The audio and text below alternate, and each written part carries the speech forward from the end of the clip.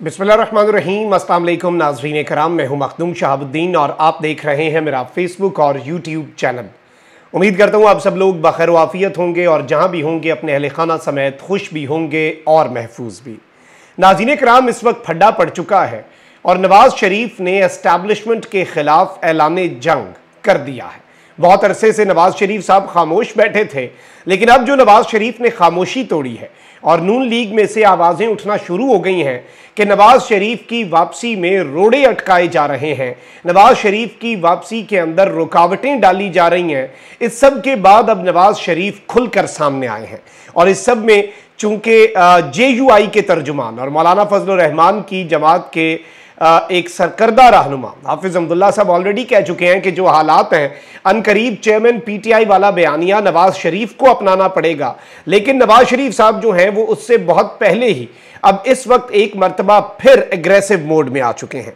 इमरान खान से लड़ने वाले किस तरह से आपस में लड़ चुके हैं और पाकिस्तान की सियासत में एक नया तसादम, वजह क्या बनने वाली है इस पर भी बात कर लेते हैं। जबकि इमरान खान साहब की रिहाई के इम्कानात बढ़ चुके हैं। इमरान खान साहब को तोशाखाना केस में रिहा किया जा सकता है। सुप्रीम कोर्ट ऑफ पाकिस्तान में जो 3 रुकनी बेंच बना और उस 3 रुकनी बेंच ने जिस तरह से समाअत की, और इवन आप देख लें कि चीफ जस्टिस के जो रिमार्क्स हैं उसके साथ जस्टिस मज़ाहिर नकवी और इवन जस्टिस जमाल मंदोखेल साहब, जिन्हें यूजुअली कंसिडर किया जाता है कि वो जस्टिस काजी फाइज ईसा कैंप से हैं, लेकिन उन्होंने भी सवालात उठाए कि भाई ये इतनी जल्दबाजी में, इतनी फुर्ती में इंसाफ के सारे तकाजों को बालाए ताक रखकर ऐसी जल्दी थी क्या। अब एक जानिब तो ये खदशा पैदा हो चुका है कि इमरान खान साहब को अब चूंकि जाहिर बात है इस्लामाबाद हाई कोर्ट को यह हुक्म दे दिया गया है कि कल जल्दी सुबह सुबह, ये आप पहले टाइम में ही केस सुने, 2 बजे सुप्रीम कोर्ट दोबारा लगनी है, 2 बजे ये बेंच ने दोबारा बैठना है। इमरान खान साहब की रिहाई की उम्मीदें जो हैं वो पैदा हो चुकी हैं। लेकिन इस सारी की सारी सिचुएशन में जो इंपॉर्टेंट नुकता है वो ये है कि उससे पहले ही अब इमरान खान साहब के लिए मजीद मुश्किलात बढ़ाई जाएंगी। आपको पता है कि जो साइफर का केस है उसमें इमरान खान साहब को ऑलरेडी अरेस्ट किया जा चुका है और इमरान खान साहब अरेस्टेड हैं in an other case, 2 cases में। वहीं दूसरी जानिब लाहौर की इंसदाद दहशतगर्दी अदालत ने जिनाह हाउस हमला केस में पाकिस्तान तहरीक इंसाफ के चेयरमैन इमरान खान को गिरफ्तार करने की इजाजत दे दी है। Deputy inspector general DIG police जो है इन्वेस्टिगेशन के, उनकी जानिब से अदालत में एक दरखास्त दायर की गई थी। दरखास्त में तफ्तीश के लिए चेयरमैन PTI की गिरफ्तारी की इजाजत मांगी गई थी। दरखास्त पर समाअत के बाद इंसदाद दहशतगर्दी अदालत ने इमरान खान को गिरफ्तार करने की इजाजत दे दी और इमरान खान साहब ऑलरेडी 3 साल की जो कैद काट रहे हैं उसमें अब वो साइफर के केस में भी अरेस्टेड हैं। किसी भी लम्हे इमरान खान साहब को 9 मई के जो वाकयात हैं उनके हवाले से, जिनाह हाउस हमला केस के हवाले से अरेस्ट किया जा सकता है। इमरान खान साहब की 7-8 केसेस जो 9 मई के हैं उनमें अबूरी जमानतें पहले ही मनसूख हो चुकी हैं। नैब वाले केस में भी इमरान खान साहब की अबूरी जमानतें मनसूख हो चुकी हैं। Chief justice of Pakistan justice Umar Ata Bandial डट चुके हैं। अब यहां पर एक सवाल हुआ कि अपनी असलियत पर तो आ चुके हैं और अपनी आई पर आ चुके हैं और केसेस को मैनेज करना जो है वो शुरू कर दिया गया है और इमरान खान साहब को अगर कल सुप्रीम कोर्ट ऑफ पाकिस्तान से रिलीफ भी मिल जाता है तो किसी और केस में दोबारा इमरान खान साहब को अरेस्ट कर लिया जाए, ये भी मंसूबा है। इस सब के अंदर इंतजार पंजोता साहब ने जो एक इंपॉर्टेंट नुकता बताया, इमरान खान साहब की लीगल टीम का एक अहम हिस्सा है पंजोता साहब। इन्होंने कहा कि आज हमने सुप्रीम कोर्ट में इन केसेस के अलावा दीगर तमाम केसेस बशमूल साइफर और नामालूम केसेस में गिरफ्तारी से तहफ़्फ़ुज़ के लिए दरखास्त दी थी, जिस पर समाअत भी हुई और दीगर दरखास्तों के हमरा ये दरखास्त भी ज़ेरे इल्तवा है। लिहाजा हमें इंसाफ की उम्मीद है और इंशाल्लाह तोशाखाना सज़ा मुअत्तली के बाद हम खान साहब को मज़ीद गिरफ्तारी से बचा लेंगे। यानी एक तो सज़ा चल रही है ना, और उस सज़ा को मुअत्तल करना इस वक्त बहुत ज़्यादा ज़रूरी है। और इस सब के अंदर मैं आपको ये बता दूँ कि इस सारी की सारी सिचुएशन में कि अब जो अगर हम सिचुएशन को समझें और सिनेरियो को समझें तो सुप्रीम कोर्ट इसमें एक ब्लैंकेट रिलीफ भी इमरान खान साहब को दे सकता है और सुप्रीम कोर्ट के पास ये अब ऑप्शन है। अब नवाज शरीफ साहब जो हैं एक जानिब वो बहुत ज़्यादा गुस्से में आ गए हैं और उन्होंने साकिब निसार वाली बातों पर और गुज़श्ता चीफ जस्टिस साहिबान के ऊपर सवालात उठाए कि भाई हमारे लिए तो ये मामलात थे, अब तोशाखाना से अलकादिर ट्रस्ट करप्शन में मुलव्विस शख्स को बचाने के लिए चीफ जस्टिस सरगर्म है। चीफ जस्टिस ऑफ पाकिस्तान के खिलाफ मरीम नवाज शरीफ साहिबा जो कि कभी कभी सोशल मीडिया से गायब हो जाती हैं, लेकिन अचानक मरीम नवाज शरीफ साहिबा जो हैं वो जाग जाती हैं, सोशल मीडिया पर एक्टिव हो जाती हैं। इसकी वजह किसी को समझ नहीं आती कि अचानक उनकी कोई टाइम्स है जाएं या क्या मामलात हैं। लेकिन जहां पर मैं आपको ये बता दूं कि अब जो सिनेरियो बनने वाला है, एक जानिब सदर इलेक्शन कमिश्नर साहब को बुला चुके हुए हैं, ये सारी चीजें अपनी जगह पर चल रही हैं, ये सारे मामलात इस वक्त बैकड्रॉप पे चल रहे हैं। लेकिन वहीं दूसरी जानिब नवाज शरीफ साहब को सिर्फ ये गुस्सा नहीं है कि खान साहब के लिए रिलीफ और नवाज शरीफ साहब के लिए माजी में क्या कुछ था, नवाज शरीफ साहब को अब यूं लग रहा है कि इस चीज पर भी गुस्सा है कि अब जो उनके साथ वादे किए गए थे वो वादे वफा नहीं हो पा रहे नवाज शरीफ साहब के साथ। और अब बाज़ाब्ता तौर पर नाज़रीन इकराम एस्टैब्लिशमेंट जो है उसके खिलाफ एक पूरा नैरेटिव बिल्डअप किया जा रहा है, एक पूरा बयानिया बनाया जा रहा है। और ख्वाजा आसिफ साहब जो कि साबिक वजीर दिफा हैं, उन्होंने कल हामिद मीर साहब के प्रोग्राम में भी बात की कि इन दो अफराद को क्या खुरक हुई थी कि उन्होंने नवाज शरीफ को हुकूमत से निकाल कर पाकिस्तान को गैर यकीनी हालात की चेयर लिफ्ट में फंसा दिया।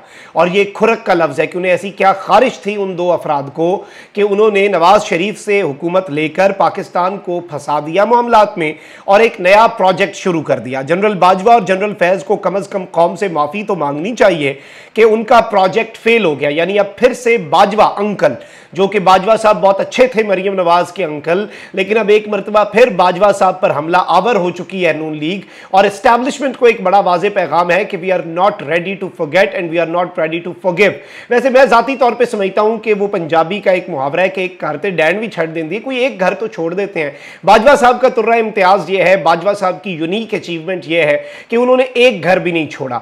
इमरान खान साहब भी बाजवा साहब को पाकिस्तान के मसाइल की जड़ करार देते हैं। नवाज शरीफ साहब भी आज के दिन तक गुजरांवाला जलसा, जो कि 2018-19 में नवाज शरीफ साहब ने एक नैरेटिव बयानिया बनाया वोट को इज्जत दो का, गुजरांवाला जलसे के बाद से लेके आज के दिन तक नून लीग जो है वो बाजवा साहब को पाकिस्तान के तमाम तर मसाइल का असल जिम्मेदार समझती है। इमरान खान साहब भी इस मामले में ऑन पेज हैं, एक पेज पे हैं और ऑन बोर्ड हैं। तो ये सारी चीज़ें, वैसे इसमें सवाल ये भी होता है कि क्या बाजवा साहब कम से कम एक ऐसा नुक्ता कि बाजवा साहब ने जो पाकिस्तान को नुकसान पहुंचाया, नून लीग कहती है उनके कॉन्टेक्स्ट में, इमरान खान साहब कहते हैं उनके कॉन्टेक्स्ट में, इसका मतलब यही है कि बाजवा साहब जो हैं उनका यूनिक ऑनर है उनके लिए। और पोस्ट रिटायरमेंट ये अब तक का सबसे बड़ा मेडल है कि बाजवा साहब से कोई घर भी जो है वो खुश नहीं है और सभी बाजवा साहब को उनकी डबल गेम्स की वजह से अपने अपने तई कसूरवार ठहराते हैं। अब नवाज शरीफ साहब जो हैं वो भी जनरल कमर जावेद बाजवा साहब जो हैं उनके खिलाफ बाज़ाब्ता तौर पर बोल पड़े हैं। नवाज शरीफ साहब ने जनरल बाजवा साहब जो हैं उनके खिलाफ खामोशी जो है अपनी वो तोड़ी है और उन्होंने पाकिस्तान के मसाइल का जिम्मेदार उन्हें करार दिया है। अब ये आगे चल के मामलात किस तरफ को जाएंगे और जावेद लतीफ़ साहब ने क्या कहा है कि इस वक्त नवाज शरीफ की वापसी में रुकावटें कौन डाल रहा है, क्योंकि निगरान हुकूमत है, निगरान हुकूमत को किसका आशीर्वाद हासिल है या फिर इस वक्त मामलात किसके असल में कंट्रोल में है, ये सबको पता है। और अगर अब भी नवाज शरीफ की वापसी में रुकावटें डल रही हैं तो असल में नून लीग को क्या लगता है कि ये रुकावटें डालने वाला कौन है, ये भी देखेंगे। लेकिन अब नवाज शरीफ साहब की जरा जुबानी सुने कि मियाँ साहब क्या कह रहे हैं। वो अपना इसकी हमायत में खाम खा निकले और उस वक्त भी देख लें, साकिब निसार रिकॉर्ड में हैं ये कहते हुए कि नवाज शरीफ और मरियम नवाज को हमने जेल में बाहर नहीं आने देना और हमने इमरान खान को लाना है। और साथ ये भी कहा कि उन लोगों का फैसला है। वो लोग कौन थे? जनरल बाजवा और जनरल फैज। जी नाज़रीन इकराम, आपने ये गुफ्तगू सुनी कि वो जनरल बाजवा थे वो लोग और वो जनरल फैज हमीद साहब थे। तो अब एक जानिब ये सब कुछ है, वहीं दूसरी जानिब जावेद लतीफ़ साहब हैं, नून लीग के उन रहनुमाओं में से हैं जो नवाज शरीफ ग्रुप के बड़े सरकर्दा रहनुमा हैं और नवाज शरीफ साहब के साथ वालिहाना अकीदत भी रखते हैं। ऑब्वियसली नून लीग के अंदर एक डिवाइड है, एक डिवीज़न है। इसहाक डार साहब के निगरान वज़ीर आज़म बनने वाले मामले में आपको वो डिवाइड भी वाज़े हो गई थी। अब जावेद लतीफ़ साहब कह रहे हैं कि नवाज शरीफ के पाकिस्तान वापस आने में रुकावट पैदा की जा रही है। अब सवाल यहाँ पर यह पैदा होता है कि ये रुकावट कौन पैदा कर रहा है, ये रुकावटें पैदा करने वाले अनासर कौन से हैं, ये हैं कौन जो ये सब कुछ कर रहे हैं। ये सवाल जो है इसका जवाब फिलहाल नून लीग देने से कासिर है। लेकिन इस सब के अंदर कहा जा रहा है कि जी नून लीग इलेक्शंस में ताखीर के हक में नहीं, कौम पर नाअहल मुसल्लत किए गए हैं। अब ये नाअहल कौन मुसल्लत किए गए हैं, निगरान हुकूमत पर क्यों इस वक्त पीडीएम आवाज़ें उठा रही है और यहाँ तक कह दिया गया पीडीएम की जानिब से कि जी उनकी मंजिल अडियाला हो सकती है, निगरान हुकूमत अपना किबला दुरुस्त कर ले। ये सारी बातें निगरान निगरान हुकूमत को तड़ियां क्यों लगाई जा रही हैं, ये सबको पता है।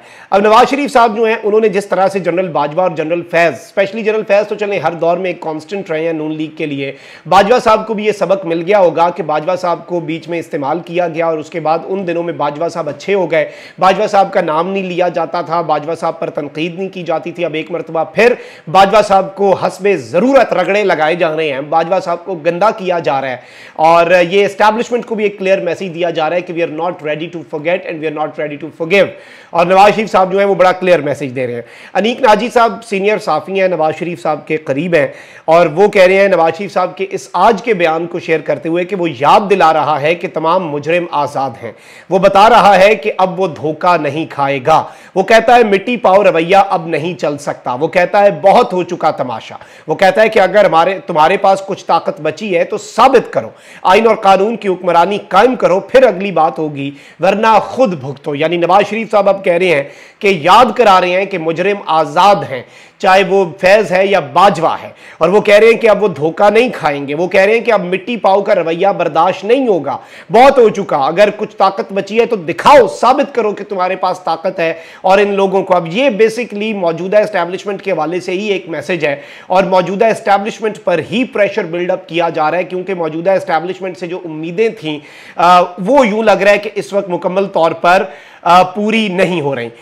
उसकी वजह नाज़रीन इकराम ये भी है कि वो उम्मीदें इसलिए भी पूरी नहीं हो पा रही क्योंकि आप अगर इस सिनेरियो को समझें और मामलात को देखने की कोशिश करें तो आपको अंदाज़ा हो जाएगा कि नून लीग, जावेद लतीफ़ साहब की स्टेटमेंट भी है। अब इमरान खान साहब के लिए इसका कतन मतलब ये नहीं होगा कि अगर इमरान खान को गिराने वाले, इमरान खान से लड़ने वाले अगर आपस में भी लड़ पड़ते हैं, एक सफ़ा फट भी जाता है, तो इसका कतन मतलब ये नहीं होगा, मैं दोबारा रिपीट कर दूं, कि इमरान खान साहब के लिए कोई आसानियां पैदा होंगी। इमरान खान साहब के लिए सिस्टम में मुश्किलात ही मुश्किलात हैं।